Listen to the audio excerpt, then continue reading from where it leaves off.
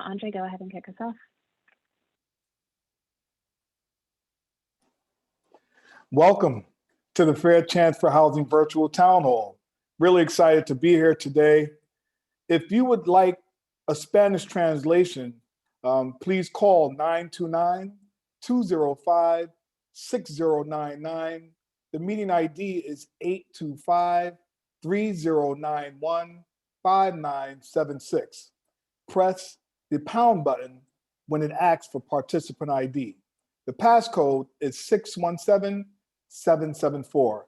Again, welcome everyone to the Fair Chance for Housing Virtual Town Hall.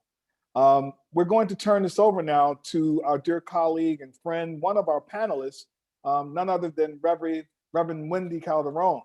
And so she's going to obviously share in Spanish what I just read to you in terms of the Spanish translation. Reverend Wendy? Buenas, ¿me puedo escuchar? Can you hear me, guys?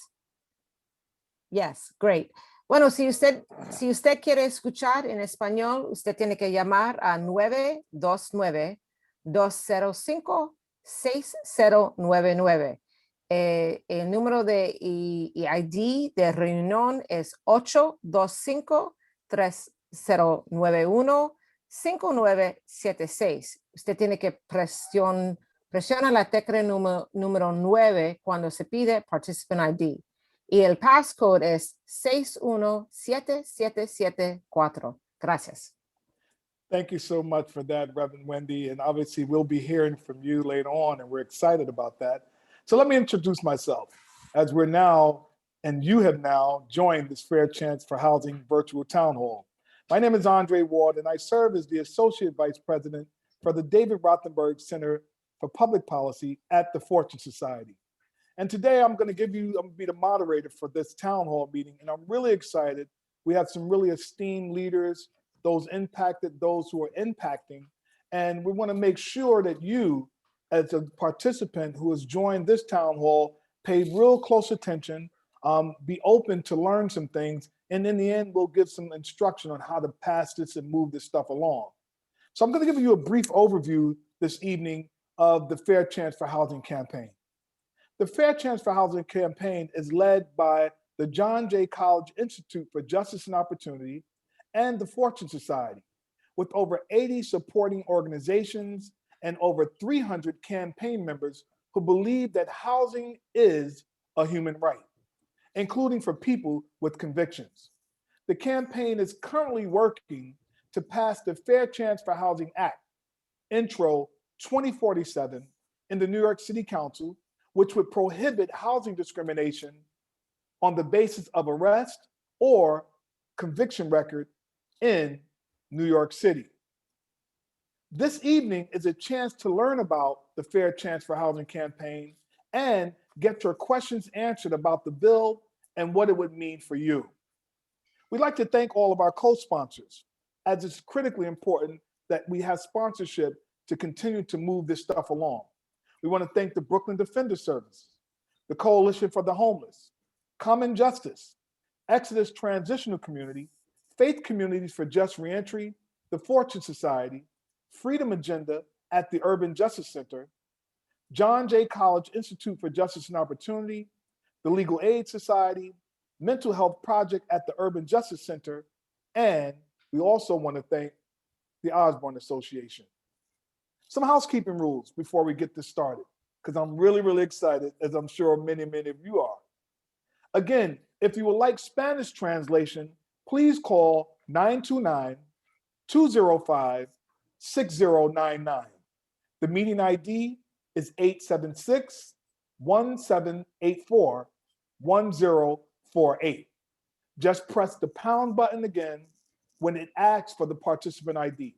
I'll say it a bit slowly. If you haven't followed me, I'll repeat it again. If you would like Spanish translation, please call 929-205-6099. The meeting ID is 876-174-1048. Just press pound again when it asks for participant ID. Reverend Wendy, would you like to read it in Spanish again? Sure. Si usted quiere escuchar en español, llama a 829-205-6099. El número de reunión es 825-3091-5976. Presiona la tecla número 9 cuando se pida Participant ID y su passcode es 617774. Gracias. Gracias, Reverend Wendy. And to continue on with our housekeeping, because it's important, we want to make sure that all groups are included. We talk about our Latinx community, our Black community, all other communities are able to participate in this. We wanted to make sure that our Latinx community had Spanish translation. So some more housekeeping. You can turn on your live auto captioning on the bottom of the Facebook Live video. Click on the gear icon and turn on auto captions if you need them. It's fairly accurate, but it's a machine. So it may be occasionally incorrect. I'll also ask that the panelists to speak slowly and clearly to help with the auto captioning and Spanish translation. Another housekeeping is you can add your questions and comments in the Facebook Live chat next to the video at any given time. If you don't have a Facebook account, you can email your questions to Z Johnson, that's ZJOHNSON, at jjay.cuny.edu.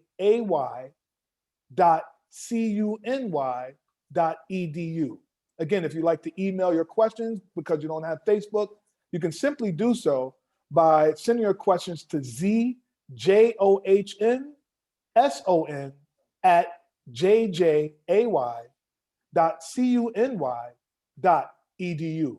We'll put this email in the Facebook chat for you to copy as well. We'll also try to get as many questions as we can.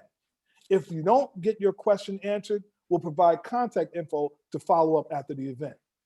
The other thing, you can also join the conversation on Twitter by following FAIRHOUSING_NYC and using the hashtags #FairChanceForHousing, #VirtualTownHall2021.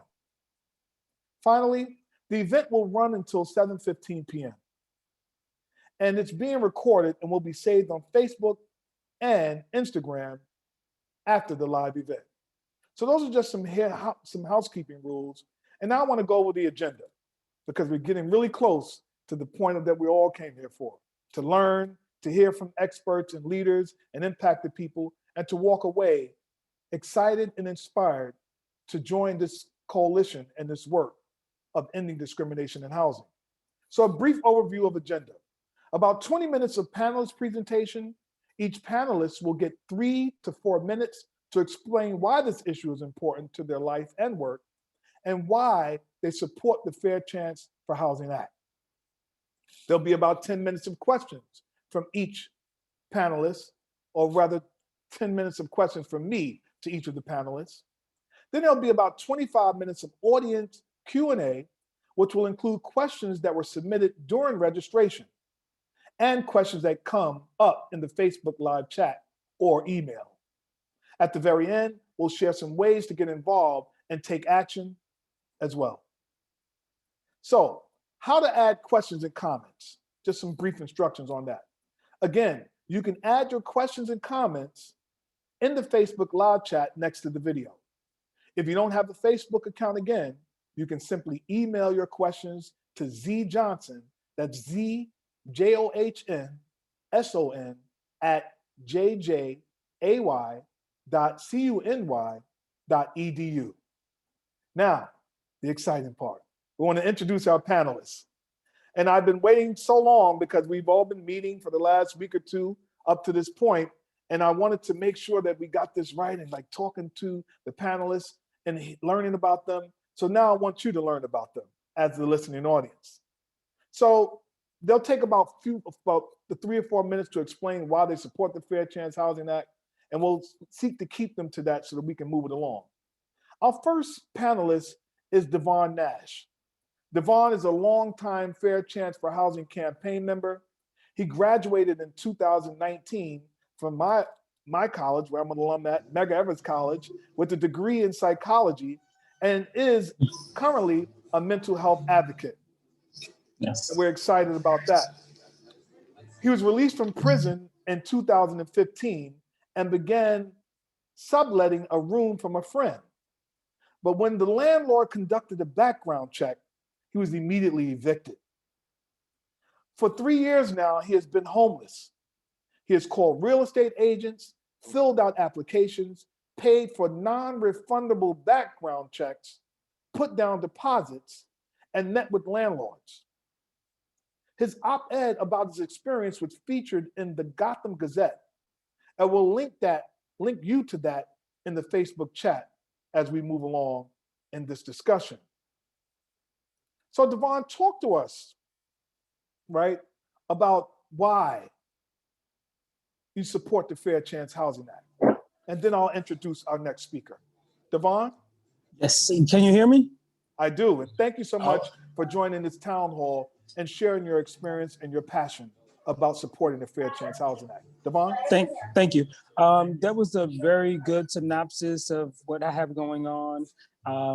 Countless times, I mean, when it first started out as when I came home, I went to, in 2015, January 2015, I went to Fortune Society because I was having a difficult time finding employment.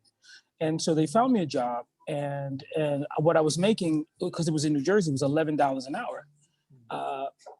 And I was making commission, and that was not enough. So fast forward, I had the job and I was paying for the room. When the landlord came, it was a house. And so when the landlord came, he didn't know who I was because it was a friend who referred me, and he lived out of state. So as long as he was getting the money for the apartment, he didn't really care. But as soon as he met me, he was like, "Oh, I don't know who you are." So I had to give him all my information, and he did a background check. And then he says, "Oh no, you're a felon. I'm in the service. I have guns around. You can't be here." And so he went to the process of evicting me, and we went to court, and he claimed that, oh, it was a house. He was moving back to New York and he needed his house. So the court sided with him and gave me until August of 2017. I found another place. In the process, I was going through real estate after real estate. I was paying anywhere from $50 to $100 for the background check. I probably lost about $1,200 in total for this background check is non-refundable. They were doing these background checks and they kept saying, no, well, you're not qualified, you're not qualified. So finally they sent me to somewhere else, and the guy says, well, there's really not much you can do, Mr. Nash. I suggested you and your nephew go into a family shelter because there's nothing we can do for you. And so, January of 2018, that's what I did. And I've been here. It cost the city $6,319.04 per month to house my nephew and I in a one-room hotel. We've been there. We've been moved around about maybe 6 times, and I can't even begin to tell you what that does to the psyche. But now the last place, it's across the street from a cemetery, and there's nothing else around. It's Long Island City on the outskirts on Van Dam. And I'm telling you, there's no stores, there's no nothing. And I've just been there for the last, going on 2 years now, and nothing, absolutely nothing. It's roadblock after roadblock. And I understand that a lot of the issues stem from, I wrote a lot of things down, but it stems from where landlords are able to actually warehouse apartments to keep people from getting in there. And what that does, and then okay, so now another thing that I'm having an issue with is these organizations that put up all this money. So right now the city spends per month, because it's 56,900 and some odd thousand people per month. So it costs roughly, because I did the math, at $3,159 per person, and there are 56,000. So that comes to, it's a crazy figure too, and this is per month. Sure. Yeah, that comes to, let me find that. Hold on one second. Sure. Yeah, that comes to $179,000 $179,615,552 per month that the city HPD pays out just for the homeless. The exact number is 56,849, and this is according to the Coalition for the Homeless, which did its survey in December 2020, and this was the findings based on the New York City shelter system. So just with that figure alone, you would think there's over 15,000 apartments available in the city, but yet it would cost $2,500 at max. That would save the city if they was to just, oh, and another point, since 2013, when, I don't really like to name names, but he's in office. His name is Stephen Banks, and he heads the homeless service. And he's been there from 2013. And from 2013 to today, the number used to be 69,000. So Sure. he's bragging about that 15,000 has found apartments in his time. But what he's really not saying is that equals to about 136 people per month. Wow. Out of 4,117 vouchers that are issued each month. Only 117 actually get apartments, and he's actually happy about that. That it's, the number is dwindling, but look, I mean, at what cost? Now, see, the funny thing is when the money, let's say they say, okay, it's $3,159. So they have a budget every 90 days. So at the end of the year, when the money that they didn't allocate, because let me tell you, they're not spending all that money on us at all. So what they do is that money gets reallocated to other projects, or sometimes as bonuses for the workers. Now, the funny thing is with the, and I don't mean to take up so much time, but I did a lot of research on this. The funny thing is with the, with Stephen Banks, he sends these contracts to contractors who send it out to subcontractors, and they send it out to subcontractors. So by the time it gets to the actual people that need the money, we get roughly about 6 cents on every dollar. So 94 cents goes out the window before it actually gets to us. Wow, and I want to hold you there, right, Devon? Yeah. Because you just gave a ton of information. And before we go to our next panelist, I just want to acknowledge the fact that you've actually been harmed, right? Like psychically, right? Because you've been deprived of access to a natural kind of fundamental right of housing, right? And so I want to hold that there for a minute. And then I want to transition to hold on. Next. Before you say that, just to piggyback off of what you said, John Cullen did a report. It's called the Universe 25. And what he did was, this was in 1970. He took some rats. He took 4 males and 4 females, and he built them a colony. And in 59 days, it was over 2,220 rats. And don't you know, they did a report on which they didn't publish, but they did a report on the psychological effects of this. And they use that same report today from 1970. And so you know what's going on here. So I didn't mean to really, I just wanted to put that out there. No, we understand, Devon, and it's unconscionable. And that's why the Fair Chance Housing Act needs to be passed. And this is why we're having this town hall. I want to transition now to our next panelist. One of the leaders in the space, a person that obviously is involved in affecting meaningful systems change in different levels, and certainly represents women and who've had like incarcerated experiences and are leaders in the work and space. And it's none other than our colleague, Reverend Sharon White-Harrigan. Reverend Sharon White-Harrigan is the executive director of the Women's Community Justice Association. The Women's Community Justice Association, WCJA, is a gender-specific, trauma-informed advocacy for justice agency that uplifts and amplifies the voices of women who are experts through their life experience and their efforts. Prior to WCJA and leading Beyond Rosie's 2020 campaign, Reverend Sharon was the program director and clinical director of a temporary residence for formerly incarcerated women at the Women's Prison Association, and she was the director of other housing programs specifically for women who were directly impacted. Reverend Sharon Harrigan draws upon her expertise as a licensed social worker, a survivor of violence, and 11 years of incarceration. Reverend Sharon Harrigan White, thank you so much for joining us. Talk to us about why the Fair Chance Housing Act is important to you and why you're here. Well, I just want to say thank you. Thank you for having me.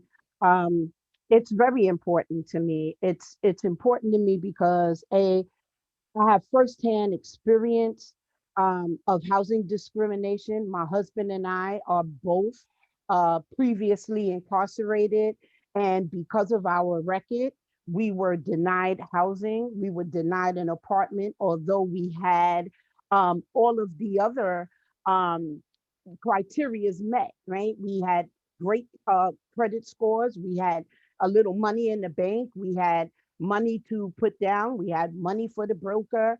And unfortunately, because we both had a record, we were denied housing. And because of that, it was just very disempowering. It was disappointing. And it was definitely discouraging to even go through that. And it was re-traumatizing because I felt like, I did 11 years, my husband did almost 16 years, and we did our time and it came out. And to be denied in that way, right, only because we had a record, we are not our record. And so it felt like what was a sentence that we completed, it seemed like it was still, it was now a life sentence, right? This is something that's going to continuously be held over our head. The ability to have stable life starts with stable housing. And I think it's important that, to know that to have stable housing brings economic and social benefits. It means safety, it means dignity, it means ownership. This is our space and place, right? It also helps to reduce recidivism, right? For men and women. If you have a place to live, if you have somewhere to go, that's your own, you tend to have ownership over this space. So you're not going to really do as much of anything to jeopardize that, right? Because you work so hard to get where you are.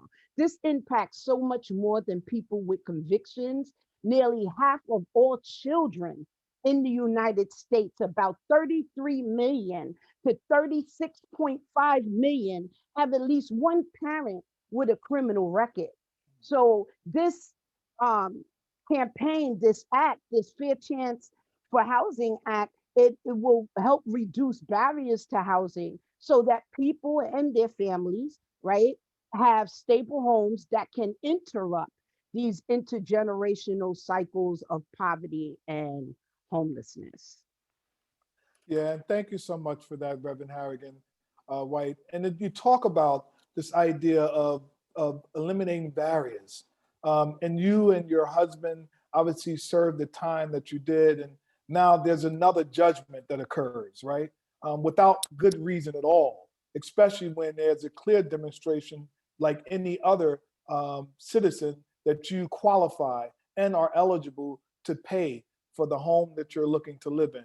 And so that's why the Fair Chance for Housing Act is so important, to eliminate those barriers, right? To hold landlords accountable, to treat people with decency and humanity, and give them an opportunity to live a life of contribution, which oftentimes starts with having a home to live in. We want to transition, and we'll circle back to you, Reverend White-Harrigan. We're going to transition to our next panelist.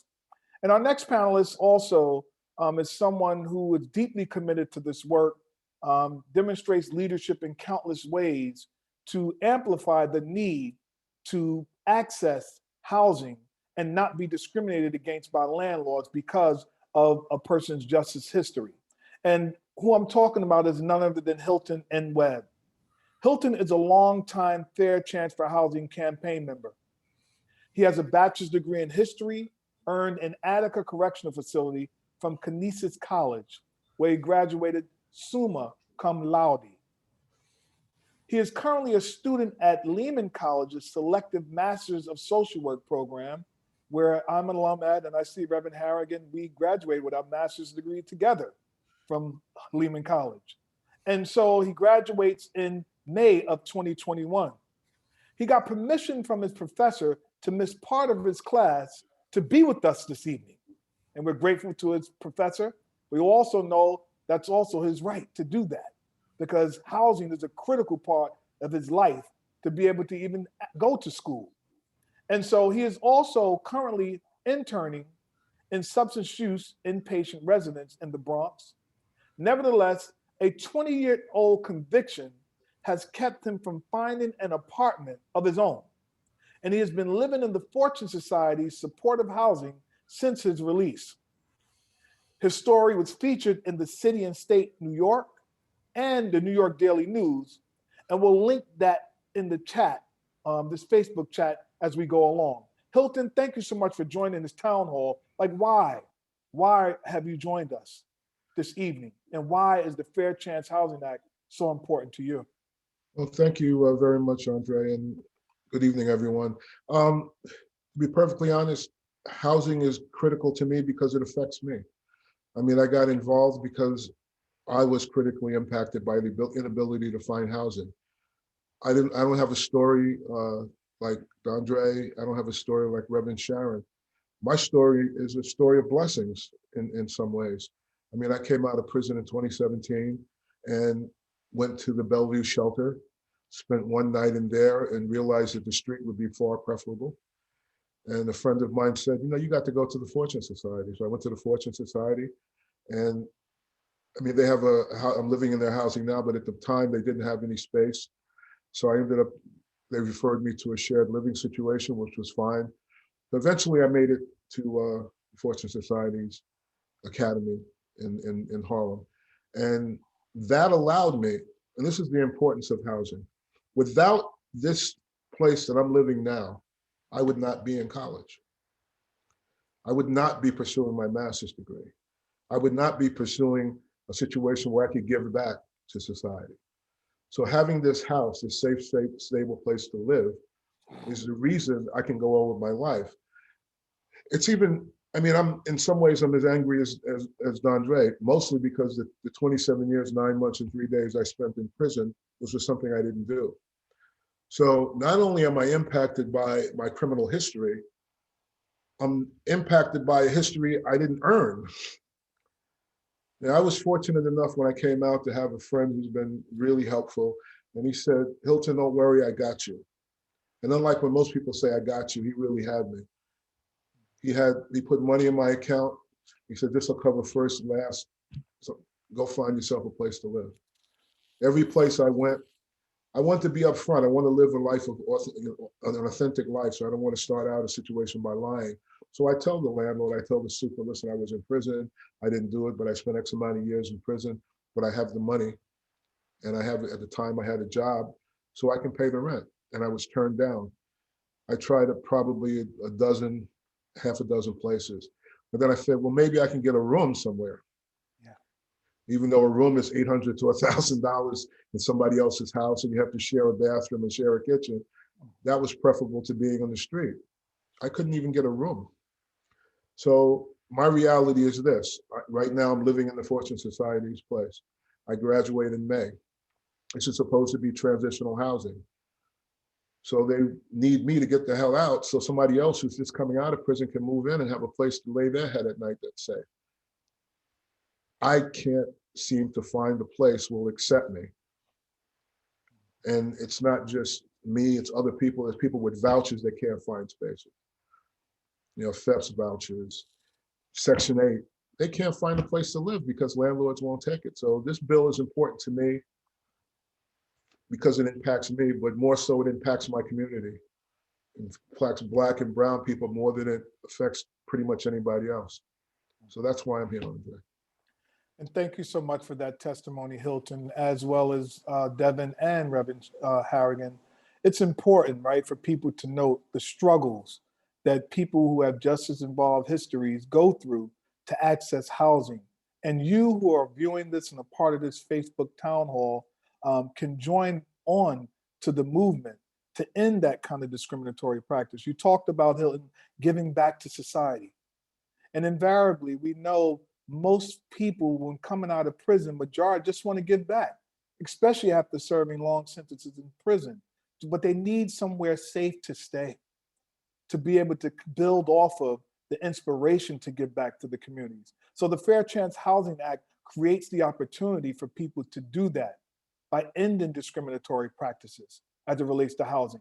Yesterday, I actually testified at a NYCHA hearing, and I heard the testimonies of many residents, all of which had real value and real impact because they were scared. And so the idea of public safety is central to the Fair Chance Housing work too, because we are interested in making sure people are safe too. And by housing people and not discriminating against people, you actually contribute to public safety. At this time, I want to also talk about and bring on someone who's also been fully invested in this work, because we know that in order to move things along, to get things codified, to make sure people are held accountable to the decisions they make that negatively impact others, especially as it relates to housing, we need elected officials to sponsor, to support, to introduce, to push along, and to hold their colleagues accountable and get buy-in from them to justify legislation being passed. We know we need an elected official. And so we had someone who stepped out and made sure that they wanted to see this through.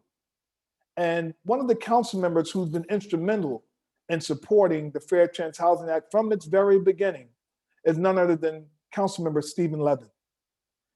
Councilmember Levin started his career by running a Lead Safe for Housing program and an anti-predatory lending program, both in the Bushwick section of Brooklyn. Councilmember Levin worked with local elected officials and advocacy groups. Councilmember Levin was able to galvanize the community against the predatory lending practices that were decimating the neighborhood with foreclosures.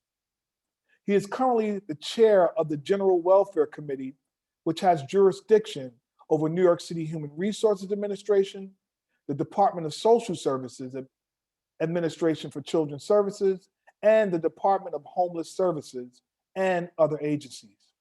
He is currently championing the Fair Chance for Housing Act, Intro 2047, to end discrimination based on people's conviction records. Councilmember Levin, thank you so much for joining us. Please share some words with us and our audience to share why the Fair Chance for Housing Act is so important. Thank you, Andre. I want to thank you. I want to thank you, Hilton, Devon, Reverend White-Harrigan. Thank you. To me, this is one of the two most top priorities for me. I'm out of office in about 10 and a half months. And so for 2021, my two top priorities are a bill that will raise the city FEPS level to Section 8 levels, because it underpays by about $300 or $400, and so you can't even get an apartment. There are thousands of people that have, as Devon said, there's thousands of people that have city FEPS vouchers that can't find an apartment because the city FEPS voucher pays well below market rate. And so we have a bill that's Intro 146. So it's a different bill, but I have that bill and I have 2047, or two bills that are my two top priorities before I leave office. And it's because, people have a right to housing. You have a right to a long-term permanent apartment. And we can't call ourselves the greatest city in the world, the greatest city in the country, or even a halfway equitable city, or even, worthy of looking at ourselves in the mirror, if we can't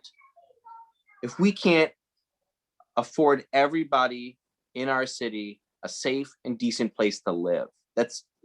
We are not worthy of what we say about ourselves if we can't do that. And there's, over the last few years, we've seen it instead of city FEPS, because there's Section 8, there's FEPS, there's city FEPS. There used to be a LINK program, there used to be Advantage programs to help people by providing some rental subsidy to stay in an apartment in New York. Over the last couple of years, the city has rolled out this program called SODA. It's called Special One-Time Assistance Program. And we fought to get some data on how many people are using SODA. And it turns out that there are just as many people that are getting a SODA subsidy as they are a city FEP subsidy.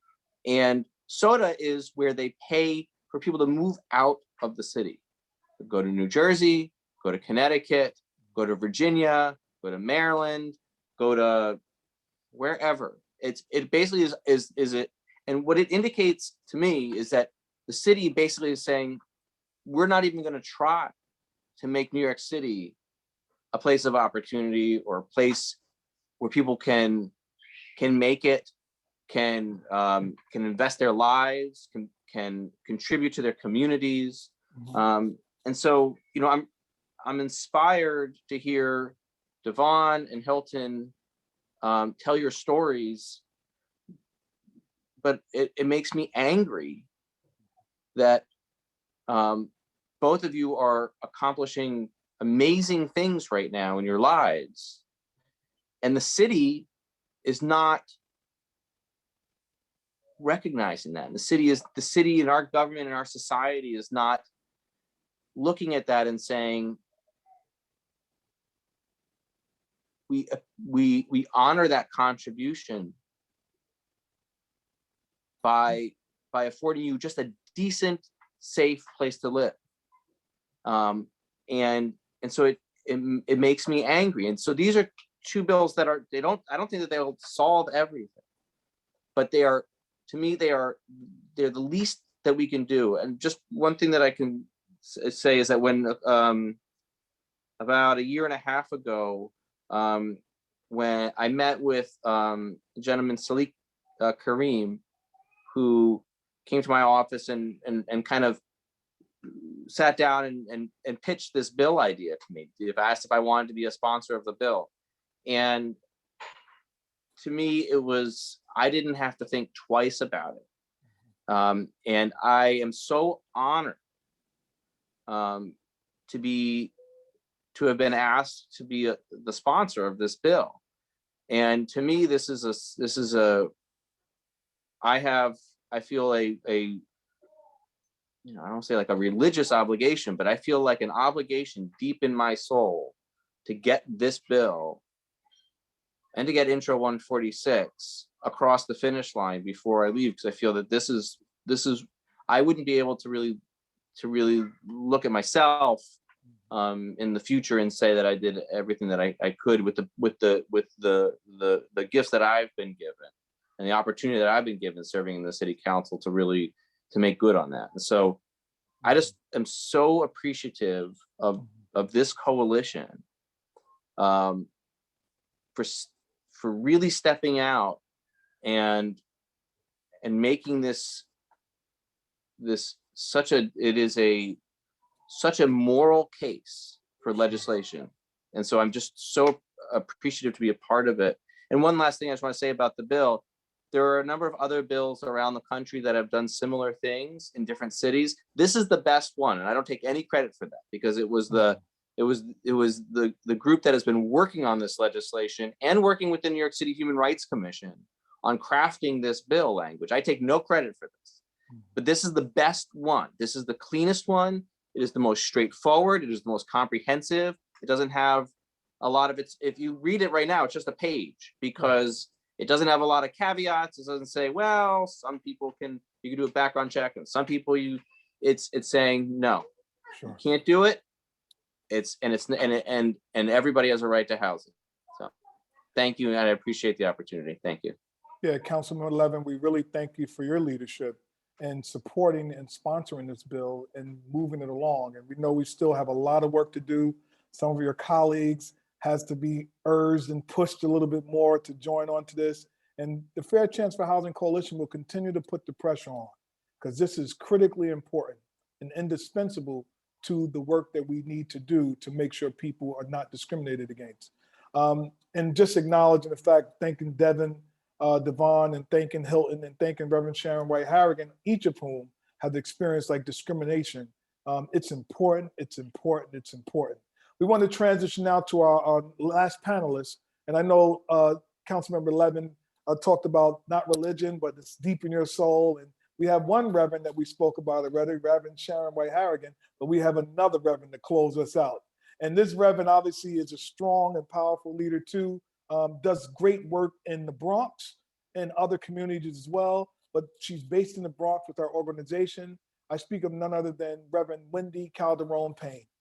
And so Reverend Wendy Calderón-Payne is the executive director of Bronx Connect. Fiery, fierce, many of us know her, most of us, a lot of us know her. But Bronx Connect is a community and faith-based program that offers alternative justice, cure violence, and reentry programs to help communities build from within. She is also a member of Faith Communities for Just Reentry, a diverse coalition of interfaith leaders who believe in our neighbors released from New York City's jails must be treated justly. Following Reverend Wendy Payne, we're going to get into some brief Q&A, as I know Tom is moving along. But Reverend Wendy Calderón-Payne, thank you so much for joining this town hall. And why is the Fair Chance Housing Act important to you? So thank you, guys. I'm going to try to be quick so we can get to those questions and answers. But if anyone knows me, we actually have Bronx Connect, Manhattan Connect, and now we've started Philly Connect, and we have a very robust reentry program. We come from a faith background where it says that we're supposed to take care of the least of these. And I stand with Councilmember Levin when we say we call ourselves a progressive city. So if we call ourselves a progressive city, we should have progressive laws. So I really take a problem with people who are working, who have the ability to pay for an apartment, who have the deposit, who have the fees and all that stuff. And they are still not allowed, excuse me, I have noise in my house. They're still not allowed to get an apartment because of something that they did or perhaps didn't even do 20 years ago. And they're paying, like they've already paid their dues to society. They were incarcerated. So they should be welcomed into our community. They should be supported so that they can move on with their lives. And I just want to say one thing. My mother used to say that children need a safe place to live so they can concentrate on everything else. So if we see that, there are, Hilton may have a family member, people may have children that are caught up in this craziness, that if you don't, I lost you guys for a second, that if you don't provide proper housing or if you allow people to discriminate, it's just unacceptable. And it's really, I always go back to, if we call ourselves a just city, we are Democratic run, we say we're progressive, then why are we doing these laws that favor, really don't favor, it just doesn't make any sense. And I'm going to say for that intro 146, I think that we need to do a research over the last 10 years to see where the unused city FEPS money went every year in the budget. I want to know who took advantage. I don't even know the process. Like what happens with an unused $10 billion? Who uses that? So this is my problem, is that how do we create a system that we tell people you've paid your dues, you're coming to society, and then, oh, by the way, you have to be homeless. That's ridiculous. And I will say this, I've looked at the numbers myself, because of city FEPS, we actually had to buy a building to provide for somebody. And it was just crazy, but it was beyond me that a family's voucher is worth $56,000 a year when I could buy and pay a mortgage on a 4-family house for under $56,000 a year. Mm-hmm. So I thought somebody's making money off of us, but they're making money off of my tax money. It's not politicians' money, it's my tax money. And it's unfair, it's unjust, and it should make every progressive person and politician at night, they shouldn't sleep at night. They should say, no, this has got to be done before I leave office this year. Thank you. Absolutely, and thank you so much. We really, really appreciate that. Reverend Wendy Calderón-Payne, thank you for your leadership and your work and commitment, and thank you for all of our panelists. At this time, however, we want to make sure that you, the viewing audience, has the opportunity to ask questions.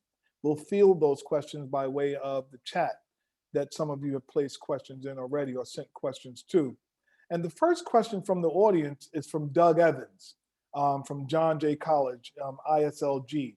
What research supports the Fair Chance for Housing proposal?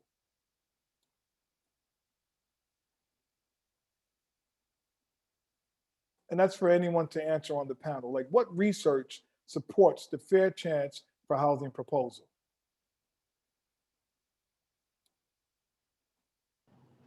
Well, a lot of studies I'm Devon Nash. A lot of studies were done, and the actual research shows just, how many people are homeless, what it's costing, and just for a cost effect reason alone, that, the city is spending this amount of money each month, almost $200 million each month. That money can be allocated to other services like schools, parks, a lot of other things, just because. So just on that alone, on the cost effectiveness alone, it's saving taxpayers money. I mean, if you can give, it's over 56,000 homeless people in New York City alone, and at the rate of $3,156.52. I mean, one person represents a house, a mortgage. I mean, I seen a condo for right now. The city has already paid $240,000 for me and my nephew to be in here for over 3 years. I could have got a 2-bedroom condo for $227,000. So right there, it could have saved the city somewhere around $16,000, $17,000. So just on a cost effect reason alone, that's enough. Sure. Anyone else? And there's research, bodies of research that is out there that supports the need for fair chance housing, and how housing stability for someone who's recently released portends a greater degree of success for them and them not re-entering back into prisons or jails. We know that over 50% of the people that are leaving New York State prisons are entering into shelter systems. And as Hilton described, those places are unfit for human beings to live in and function in a way to support their means to live a life of contribution and success. So there's research out there. And I don't know, Hilton, you have your hand up. Do you have an answer too around research that supports fair chance housing proposal? Well, I mean, I'm not quite sure of the exact research, but I deal from things on basically on a common sense level. Now, I know when I came out of prison, I couldn't find a place to stay. So I had an option: do the right thing or do the wrong thing. The wrong thing, I'm very well adapted. I might not have gone to prison exactly for what I was charged with, but I'm very far from being a saint. So it would have been very easy. I mean, I have a degree in history, but I've taken an awful lot of chemistry classes. So I think you can all see where I could go with my chemistry skills. And there's a market for that. And I'm sure those kind people that would be useful using my chemistry skills would be more than helpful to find me a place to live and probably pay for it. But that's not the way I chose to go. The reality is, based on what the Reverend sister said, is that a place to live is a fundamental human right. From with that right, you can aspire to everything else. I mean, if you look at this society that we come back into, that I come back into, and you want to bring race into it, I will, if nobody else will. If you look at just getting a job in this city, is that a white person with a criminal history has a better chance of getting a job than a black or a brown person with exactly the same qualifications. So, okay, I'm black and I have to deal with that because of just the race. Now you add the conviction to that. Then you add my age, as you can see the gray hairs. You just keep compounding weight upon weight upon weight. And the easiest thing in life to do, and I'm sure everybody knows this, is to do what you've always done because you're familiar with it. Change is far more hard, it's far more difficult, and requires a lot more effort. Thank you for that, Hilton. And I know that Reverend Wendy obviously had put something in the chat, which is very, very important, obviously. And we want to make sure that you go to www.fairchancehousing.org. You can find information there. You can go to the Fair Chance Housing Coalition website too to find information and data and research that supports what we're advancing here. And that is to ensure that people are not discriminated against because of their legal histories.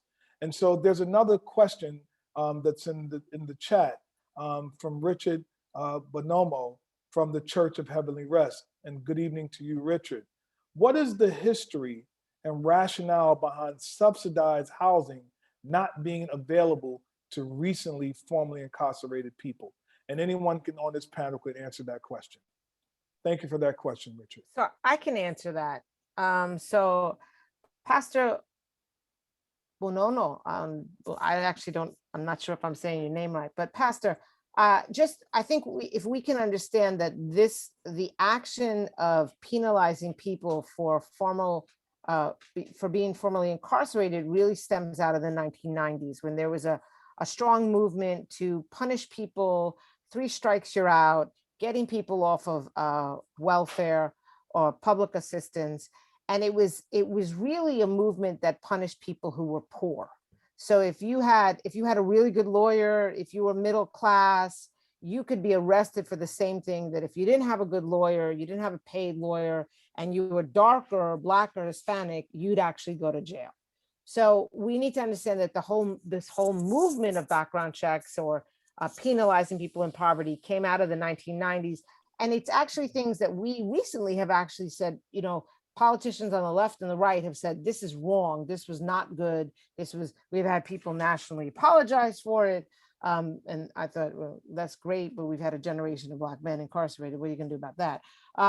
So we have to think about that. The other thing about background checks, if you've ever heard of anyone who's been like falsely accused on a background check, because of the internet, background checks are very, like arrest records are very easily secured and marketed as a background check.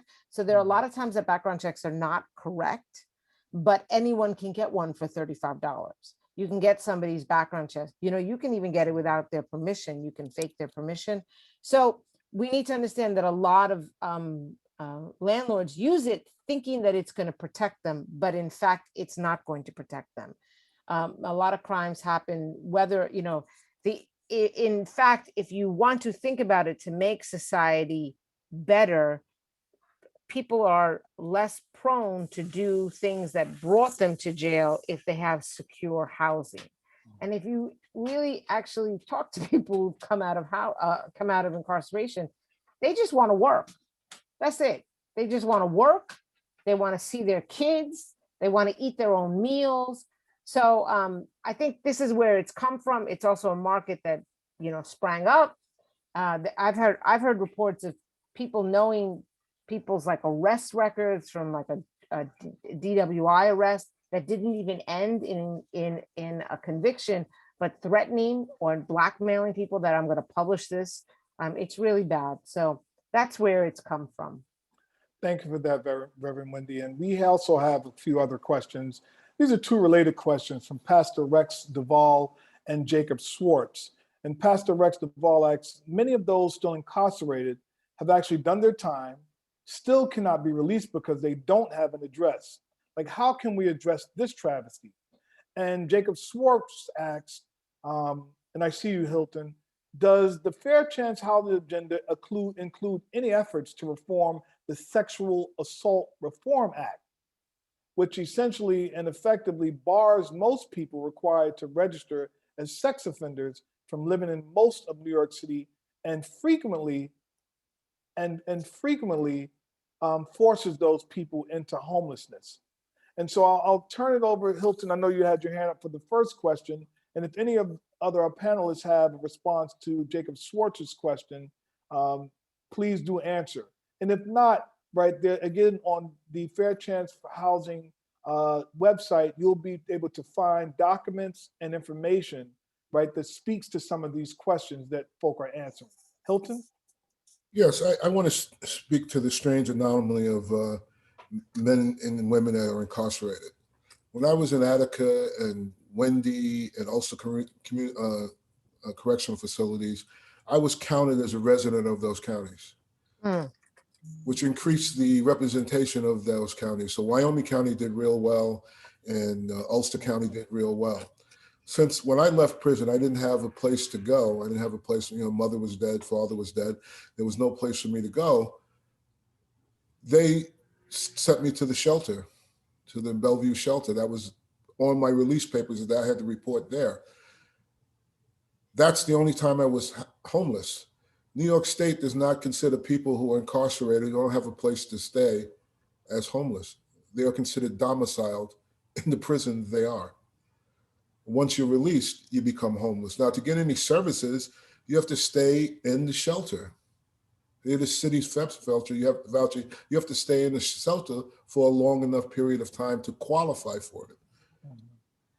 I've never understood that logic behind the system. It doesn't make any sense to me, but that's the reality. So I have to be homeless before I can get a place to stay, which means I have to stay in a shelter. This is unsafe.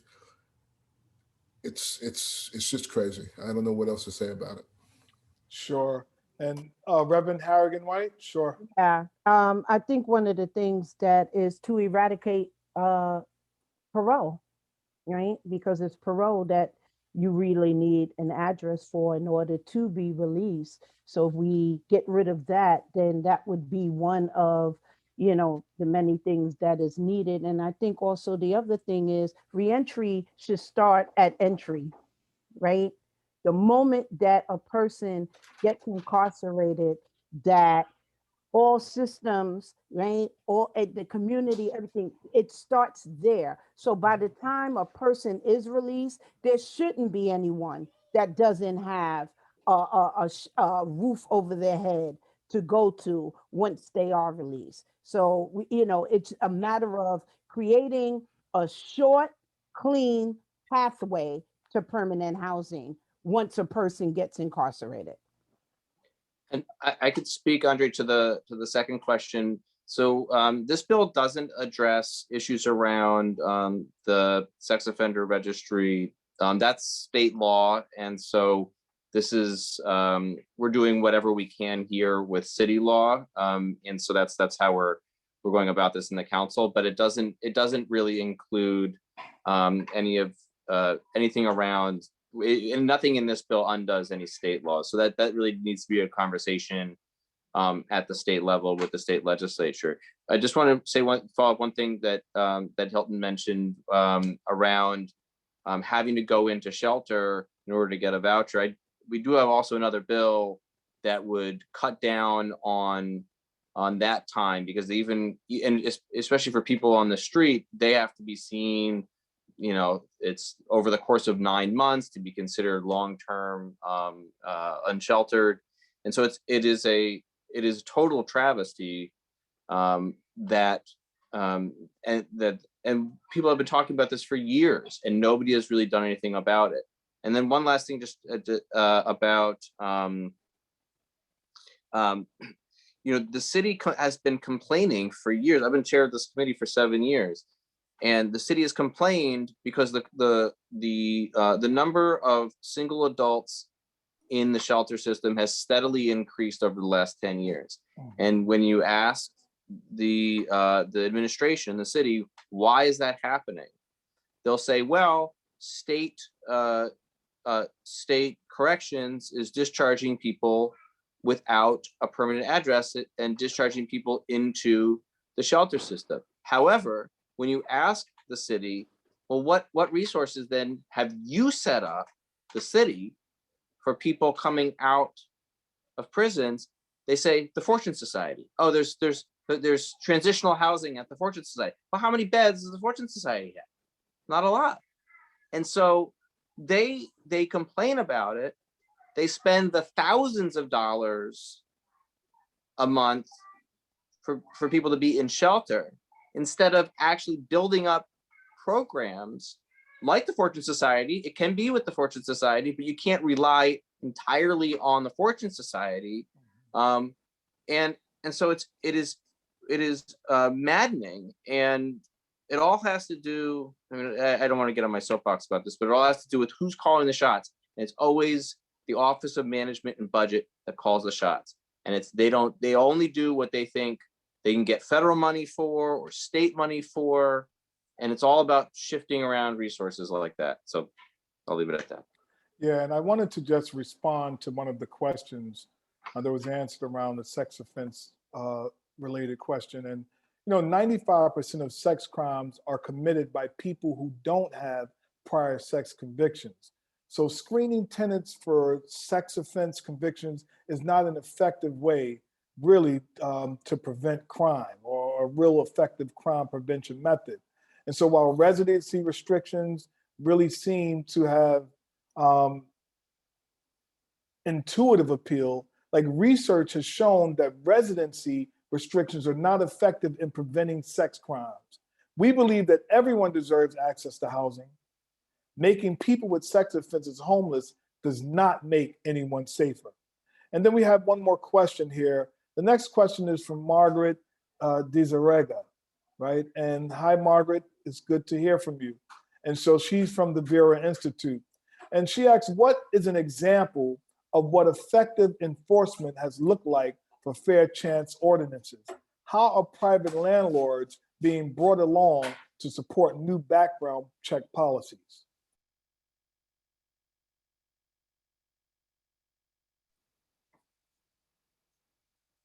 So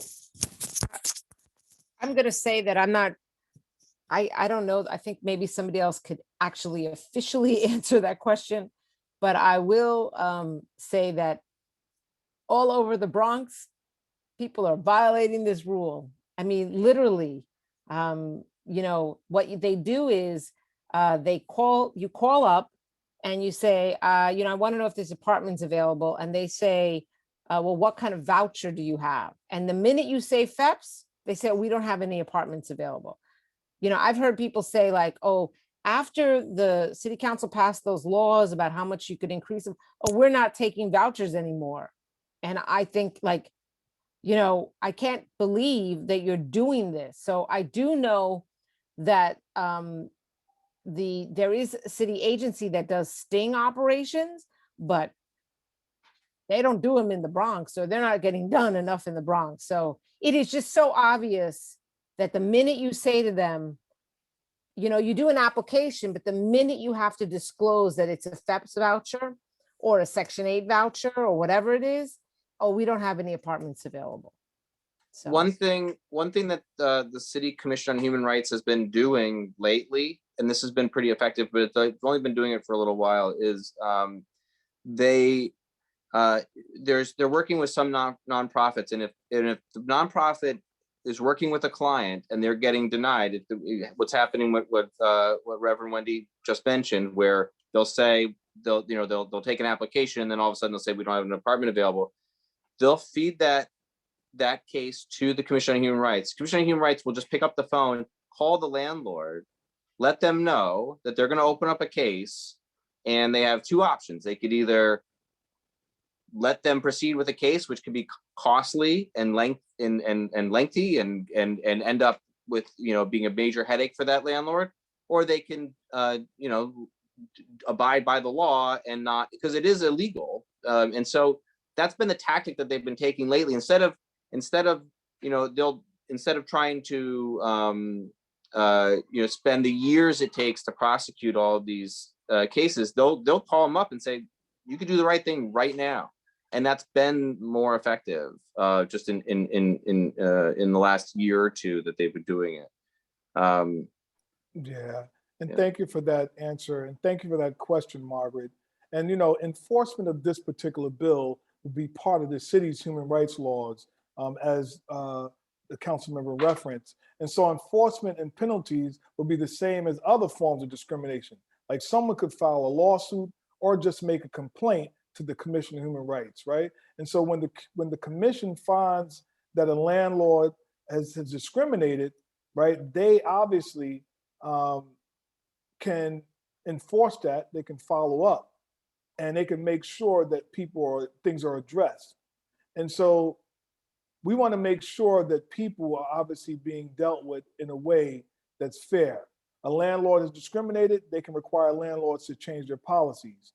The other part of it too is that effective enforcement also includes testing rather than just relying on people to make complaints. And in terms of bringing landlords along for years, many landlords, as you think about it, or rather many organizations have tried to educate users of background checks about the problems with them. And so this is tremendous information, or rather there's tremendous information showing how often they're wrong. And so we want to make sure that, people know about this, and we want to make sure that, again, landlords are being held accountable for those things. And this last question is from Christian Edwards, from the Women's Community Justice Project. So this is for Councilmember Levin. What do you see as the timing for getting a vote on the bill? And relatedly, from Taber Benedict, what are the most significant roadblocks or barriers to getting the Fair Chance for Housing bill passed and made into law? And thank you, Kristen and Taber, for those questions. Councilmember Levin? So I'm hopeful that this bill can be passed by this summer. And that might seem like a long time, but it's, bills take a while to get through the council, as most bills do. And I think that the biggest obstacle is really just getting this bill to get the kind of public profile that I think it deserves, and that I think that it should have, and that it will have. And so that's one reason why I'm excited to be part of this panel, and I really appreciate everyone that's worked on putting this panel together tonight, is really getting the word out there that this is a bill that has it's a good bill. It has a good chance of passing. We have 21 sponsors on the bill right now out of 51. That means that we have 30 sponsors that we can still get. But we have people that have kind of across the ideological spectrum, and we have kind of what we consider like more moderate and more conservative members of the council, so not just progressives. And I think that really just getting the word out. I really think that getting the word out, making people understand. I'm having a meeting tomorrow with the Association of Realtors to make sure that they know what the bill is and why it's important. I've talked to Rebney about it. I've talked to RSA about it. I think that what I would love to see is having, is really getting this out there and getting a movement behind this bill. But I think it's going to pass no matter what. But I think if we could get that movement out there and really get the word out. I know that a number of people that are listening to the panel today and on the panel have been part of these movements before. I looking at Reverend Wendy. I know, so going back and these and actually it's the faith community has always been really instrumental on getting when I look back at like living wage bill or paid sick leave, these bills that really took some heavy lifting. It was the faith community often that really put the word out there and said this is a moral issue for the city. Yeah, thank you for that. We have two more questions, final two questions. One is from Victor M. Herrera. And Victor states, like, the fair chance housing relates to convictions. However, what about other checks, such as credit reports that include information that impact housing for individuals reentering the community? And thank you for that question, Victor. I'll take it. Sure. I think that the Fair Chance Housing is working, they're working to make sure that this bill addresses a part of this, parts of this, and the landlords would not be able to consider criminal record related fines and fees that appear on a credit check. However, you're right, like a credit check is also a major barrier, right, for formerly incarcerated people, as many have no credit, which is just as bad, having bad credit. But because of criminal justice related fees and debt, some barriers have been partially removed, right? In 2019, the New York State set the maximum amount that could be charged for background and credit checks to $20 per application. The Department of Housing Preservation and Development, HPD, also changed their policy for the city's affordable housing lottery in 2019.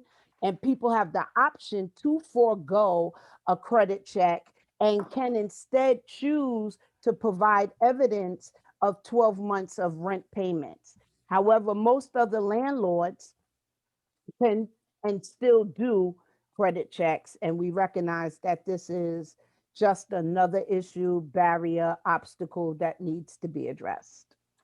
Absolutely. Thank you for that, Reverend Harrigan. I think there's this last question. This is from Ebros Lamastu. And I apologize for not pronouncing your name correctly. Lamashtu. There are small numbers of us who are formerly incarcerated and undocumented, thus don't qualify for any benefits regarding housing. We're not included in this proposed bill or any other bills. Why is that? And what could be done to help move our situation to true equity and housing justice? And thank you for that question, Irobos.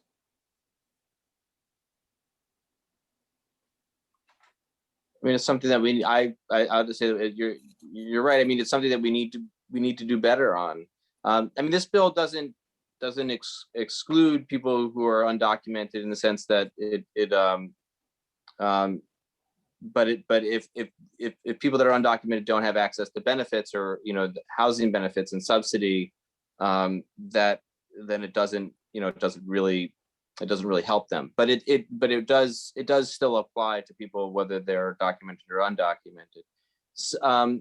Part of the challenge it goes back to this issue of who ends up paying for it, and the city put so much emphasis on getting federal dollars, and often the federal dollars come with these restrictions. If it's city dollars itself, then there shouldn't be any restrictions about who can receive it. But if it comes with attached federal dollars, then often these restrictions are on there.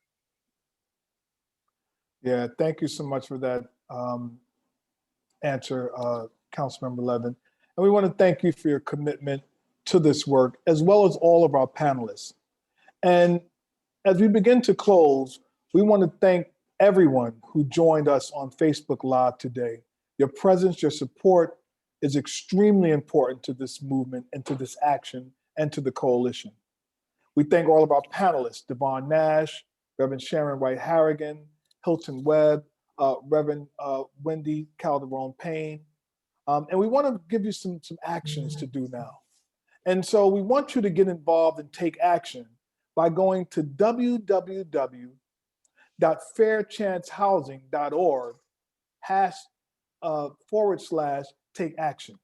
That's again, go to www.fairchancehousing.org /take action. You can sign the petition, you can send an email to your council member, or tweet at your council member, all in a few clicks. We'll also put this in the Facebook chat. Again, we want you to take action and join with us in collaboration and in partnership to make sure that we end discriminatory practices by passing the Fair Chance for Housing Act. To stay up to date, follow the campaign on Twitter and Instagram at fairhousing_NYC. That's fairhousing_NYC.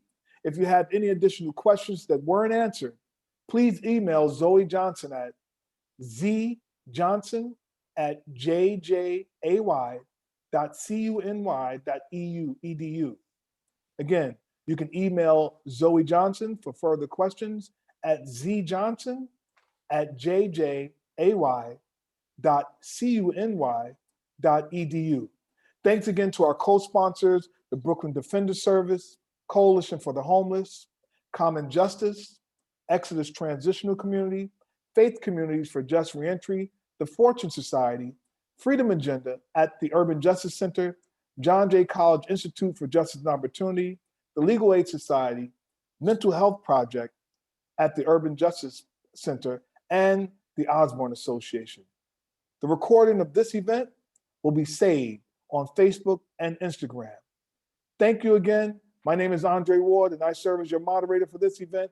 And make sure that you get involved to pass the Fair Chance Act for Housing this year.